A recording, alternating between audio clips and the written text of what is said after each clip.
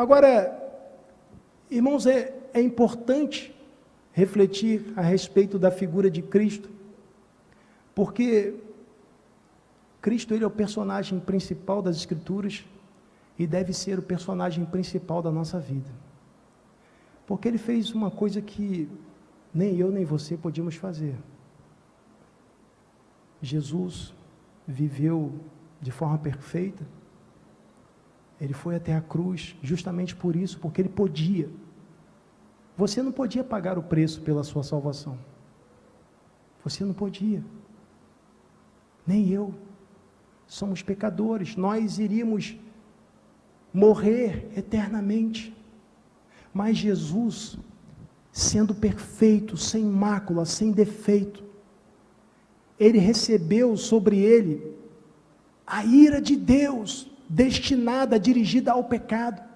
Em Mateus capítulo 26, versículo 39, Jesus orando, ele diz: Pai, se possível, passa de mim esse cálice.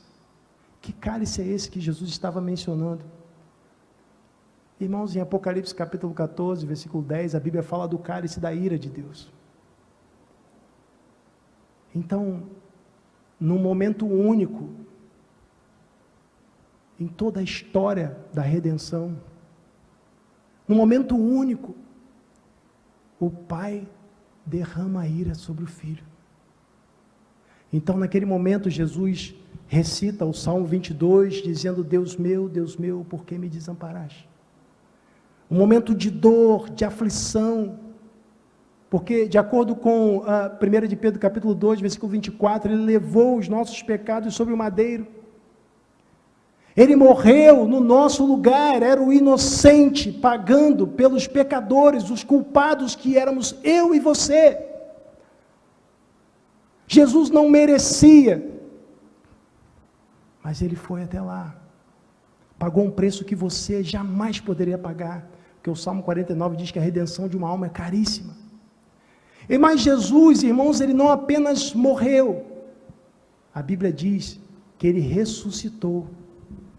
É interessante que isso demonstra que todo o preço pelo pecado foi pago, porque se Jesus continuasse morto, nós pensaríamos, se o salário do pecado é a morte, ele ainda está pagando o preço. Mas como Jesus ressuscitou, a mensagem foi de que todo o preço foi pago.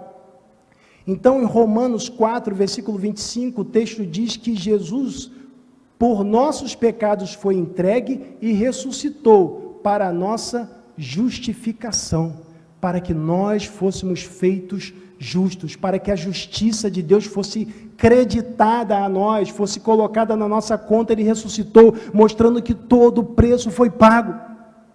Por isso, Cristo deve ocupar lugar central na nossa vida, na vida da igreja. Os reformadores entenderam isso de forma muito clara.